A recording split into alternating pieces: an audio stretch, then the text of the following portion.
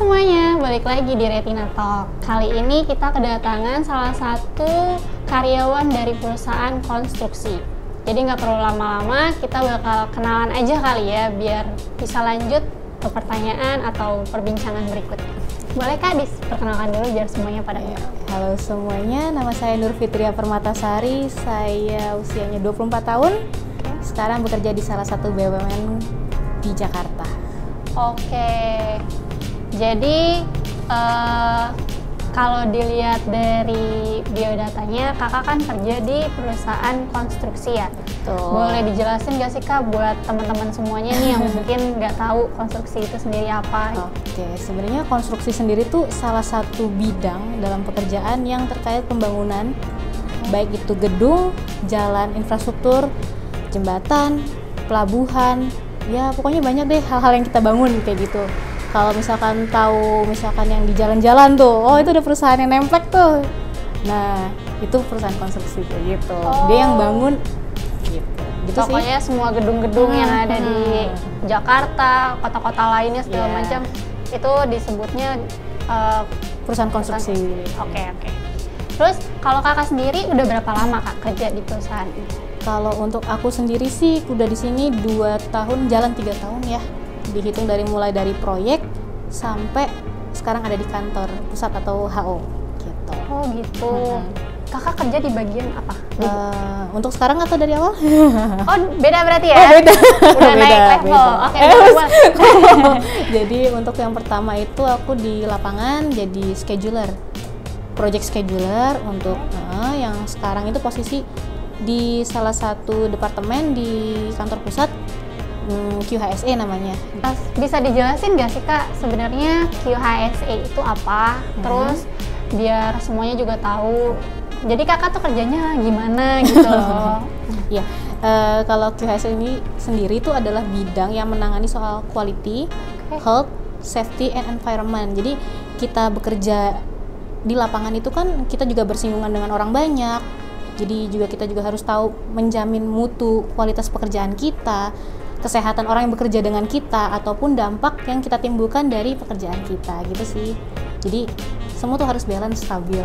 Wow, gitu. berarti mencakup semuanya dalam pekerjaan proyek itu ya? Iya, jadi memang adanya departemen-departemen itu mewakili yang ada di lapangan gitu. Oh, oke. Tapi kalau aku sendiri posisi sekarang di bagian Quality Assurance and Customer Satisfaction, di bagian kepuasan dan keluhan pelanggan gitu sih. Jadi memang dalam satu departemen bisa ada beberapa bagian, jadi kita lebih concern dengan hal-hal yang mencakup proyek gitu. Karena ada bagian-bagiannya sendiri, benar kayak punya job desk-nya masing-masing ya, lah. betul banget. Jadi nggak campur aduk. Benar, jadi kayak kita lebih concern, kita juga lebih matang membantu proyek-proyek yang ada di seluruh Indonesia gitu. Wow, keren. Terus kalau misalkan nih Kak, ada sahabat-sahabat semua, teman-teman semua yang mungkin baru lulus nih, terus mereka mau terjun ke dunia yang sekarang kakak lagi gelutin. Aduh. Itu bisa dikasih tahu gak sih Kak, maksudnya kayak harus ngambil kuliahnya apa, jurusannya gitu loh, terus kayak arahnya tuh kemana biar bisa sampai ada di posisi di posisi ini. Kalau diceritain di posisi ini bisa seperti ini tuh gimana, balik lagi sih aku ngambil kuliah jurusan teknik sipil. Kebetulan aku di bagian ini sih, aku senang manajemen konstruksi. Jadi mungkin bisa dibilang aku tipe yang kurang suka yang jelimet gitu. Maksudnya aku senang yang aku rasa aku bisa gitu. Aku akan melakukan sesuatu yang aku rasa aku bisa menyelesaikannya, dan aku senang manajemen konstruksi gitu. Jadi dari manajemen konstruksi aku kuliah, terus aku lulus. Nah, aku juga mempelajari satu aplikasi namanya Project Controller gitu. Salah satu aplikasi lah, kita nggak usah sebut namanya ya. Nah, dari sinilah aku mulainya mempelajari aplikasi ini dan mengantar aku untuk bisa bekerja di proyek. Karena pertama aku kerja di proyek kan, aku melamar kerja, terus ternyata itu merupakan salah satu BUMN konstruksi. Nah, aku tetap bekerja ya lumayan 5 bulan lah lebih kurang di project, jadi project scheduler namanya, untuk ngarah-ngarahin dari mulai proses barang datang untuk jadwalnya aja ya, schedule sampai alat itu dipasang, sampai alat itu bisa membangun sesuatu, atau sampai dengan cut off pekerjaan kayak gitu sih. Jadi kayak ngedata tuh semua. Tapi lebih ke schedule-nya ya, karena kayak ada biaya, ada barang, itu harus datang kapan sih material, harus datang kapan sih orang-orang, itu kan pasti harus tertata dengan rapi dong. Nggak mungkin kayak kamu butuh alat ini bulan Februari, ternyata kamu bulan Desember udah ngadain itu atau sudah mendatangkan itu gitu kan. Jadi ada schedule-nya kayak gitu-gitu sih. Itu selama 5 bulan? Iya, terus setelah itu aku pindah kantor pusat ke HO. Nah, di hal ini aku mulai masuk ke departemen yang berhubungan dengan keluhan pelanggan. Nah, di sini nih aku banyak belajar karena memang aku belum punya senior di sini. Ini bagian pertama banget dan benar-benar belajar dari nol, benar-benar kayak ini apa gitu, masih buta gitu kan. Oke lah, konstruksi aku tahu, aku mengeluh juga tahu gitu kan, aku mengeluh gitu. Tapi ya aku belajar banyak hal-hal baru sih dari dunia pelanggan ini gitu. Bagaimana kita menangani keluhannya, kita bersikap ramah meskipun dia yang bermasalah gitu, bukan kita yang bermasalah, tapi kita merasakan dan ingin membantu sih sebenarnya. Dan aku senang ini karena aku merasa aku bisa berbuat lebih untuk orang banyak gitu. Wow, keren. Berarti vibe positifnya tuh banyak banget ya di pekerjaan ini. Benar.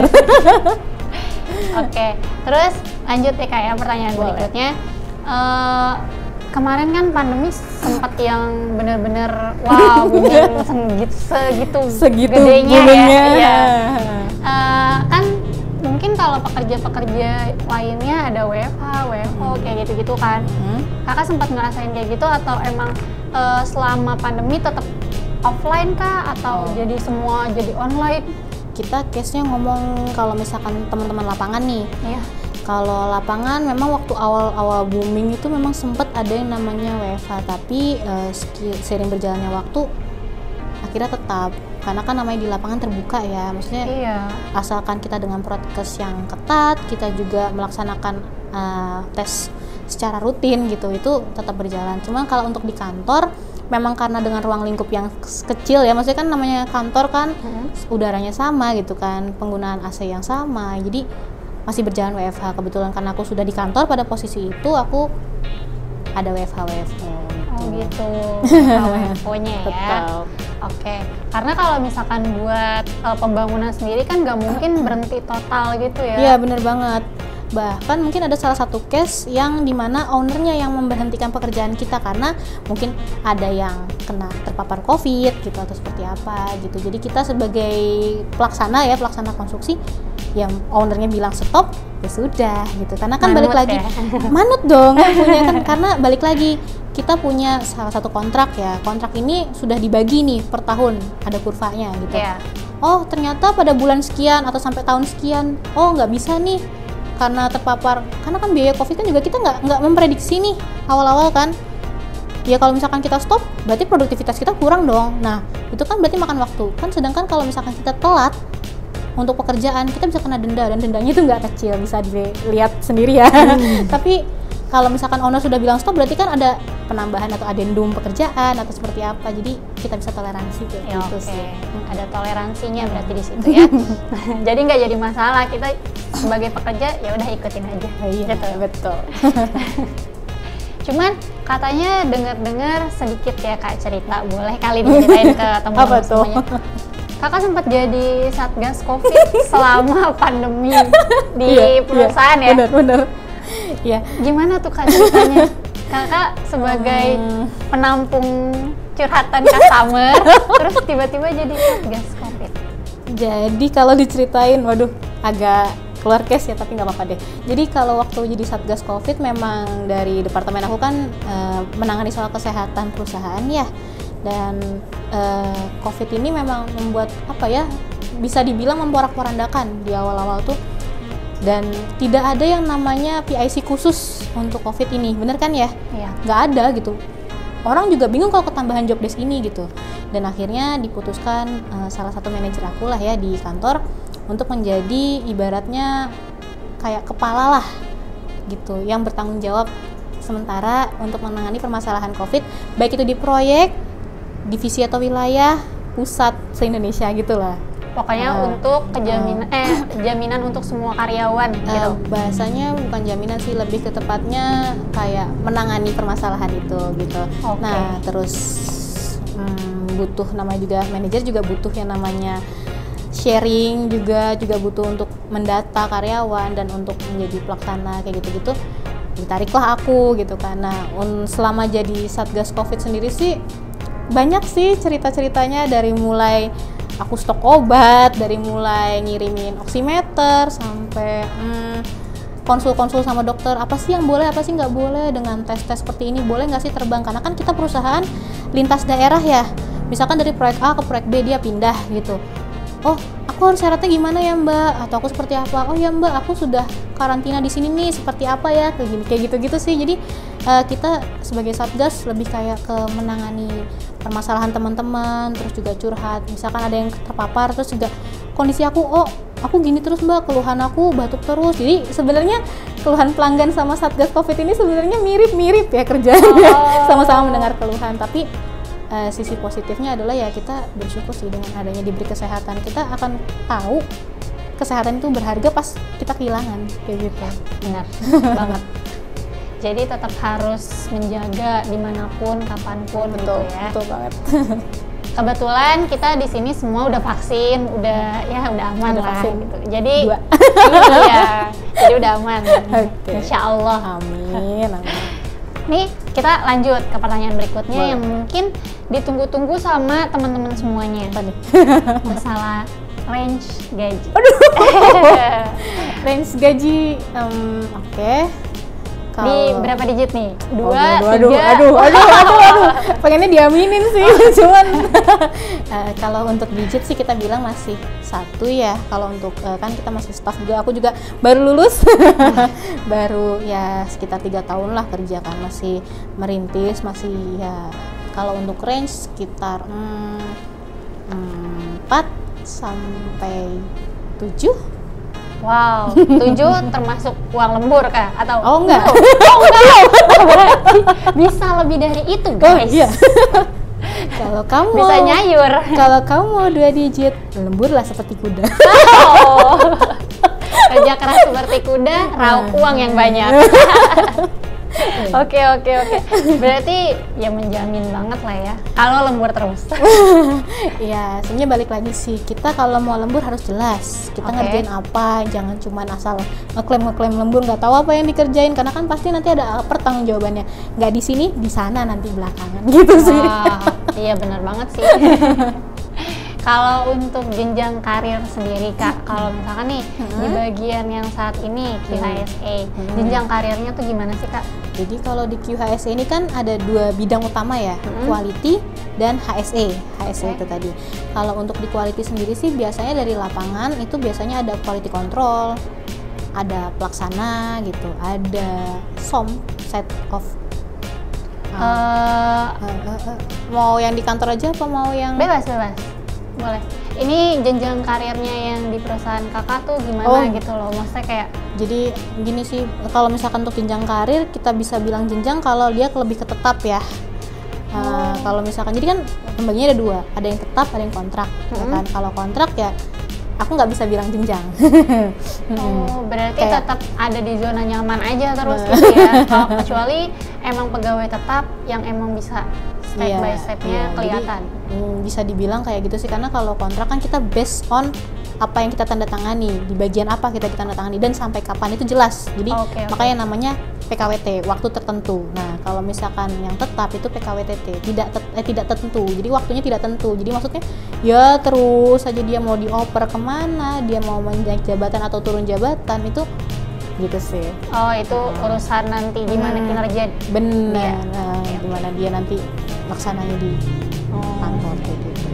Berarti kakak sendiri ada berpikiran untuk menjadi tetap kah atau gimana nih buat kedepannya? Ya, goalsnya sendiri. Pengen lah pasti ya. Kan namanya kita menghadapi suatu ketidakpastian itu gimana sih? Ya kan? Ya. Pasti kita pengen sesuatu jaminan dong.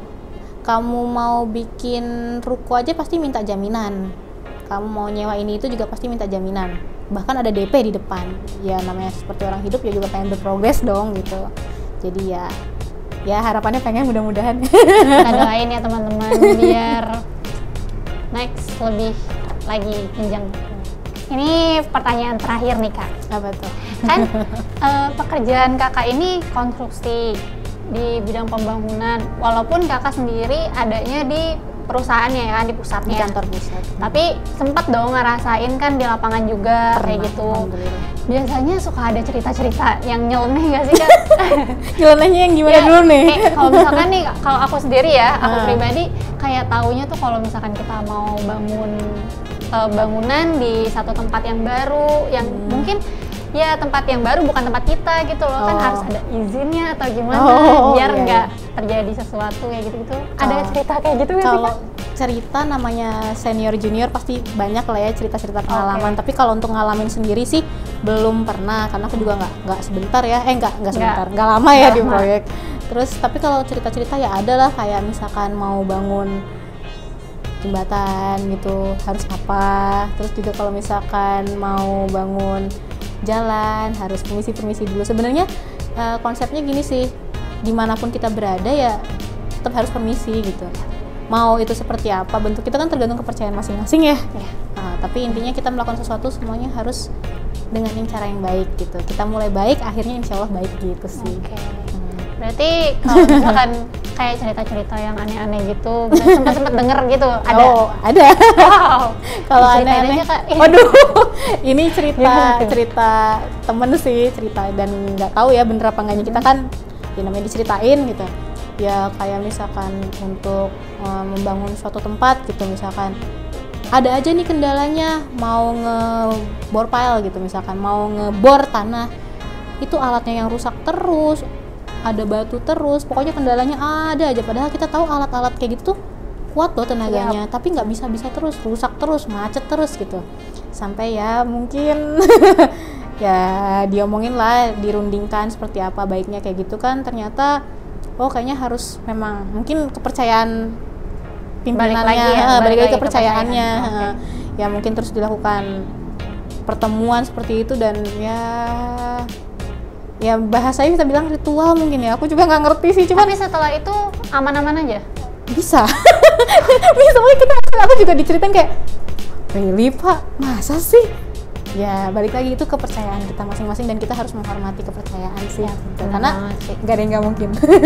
Gitu. Jadi apapun yang kita pikir gak masuk nalar, ternyata beneran ada real di depan mata kita, kan harus tetap ya udah, emang hidupnya berdampingan Bener, gitu ya. kita hidup berdampingan, yang penting jangan ganggu aja. Iya. Dimanapun, kapanpun, jangan ganggu kalau nggak mau diganggu. Asas ya. Oke, mungkin segitu aja kali Kak. Tapi buat terakhir sebelum penutupan, boleh nggak motivasi teman-teman semuanya yang mungkin punya cita-cita yang sama kayak kakak, maksudnya mau kerja di dunia perindustrian kayak gitu-gitu, boleh dikasih motivasinya harus gimana? Motivasi ya. Kalau motivasi, yang pertama sih kalau aku moto aku, perlakukanlah orang sebagaimana kamu ingin diperlakukan. Itu pertama sih. Kalau kita ingin diperlakukan orang baik ya treat orang itu dengan baik, itu satu. Kedua, ya jadi diri kamu apa adanya, nggak usah dibuat-buat totalitas dalam melakukan apapun. Karena tanpa kita minta dilihat, orang bakal ngeliat kita kok. Orang bakal Benar sadar banget. kemampuan kita. Kayak gitu. Jadi kasih aja kemampuan kita yang terbaik gitu ya. Karena ya benar sih, apapun yang kita lakukan nanti akan ada balasannya. Kayak gitu. Jangan menghalalkan segala cara. Kayak gitu sih. Ada lagi Kak? Gimana? Buat teman-teman yang mau, ya karena kan kita taunya setiap orang jalan hidupnya beda-beda, batu sandungannya beda-beda. Jangan menganggap masalah orang itu jauh lebih berat dari masalah kita, atau sebaliknya kayak gitu-gitu. Semua orang pasti punya batunya sendiri-sendiri, dan juga punya caranya untuk menyingkirkan batu itu. Tetap semangat, tetap semangat. Banget. Tuh, jadi buat semuanya tetap semangat, dan jangan ngelihat orang, kok orang kayaknya gampang banget gitu. Bener. Ya usaha aja dulu Karena gitu. kamu tidak tahu belakangnya seperti apa. Iya, kan kita ngelihatnya yang baik-baiknya doang. Ya buat apa Nggak di-share-share tahu. dong. Oke, segitu aja dulu kali ya Kak. Ya, Makasih makasih udah juga. mau datang ke Sama-sama. Retina. Jangan Makasih. kapok-kapok, harus datang lagi. Amin loh. Buat teman-teman semuanya, makasih udah nonton. Terus jangan lupa di subscribe kalau buat yang belum pada subscribe. Kalau ya udah cocok ya. Tukeran apa? boleh. Terus kalau buat yang udah subs, jangan lupa dinyalain loncengnya biar terus dapat updatean dari kita. Jadi nggak pernah ketinggalan gitu. Oke, sekian dulu dari saya. Bye bye.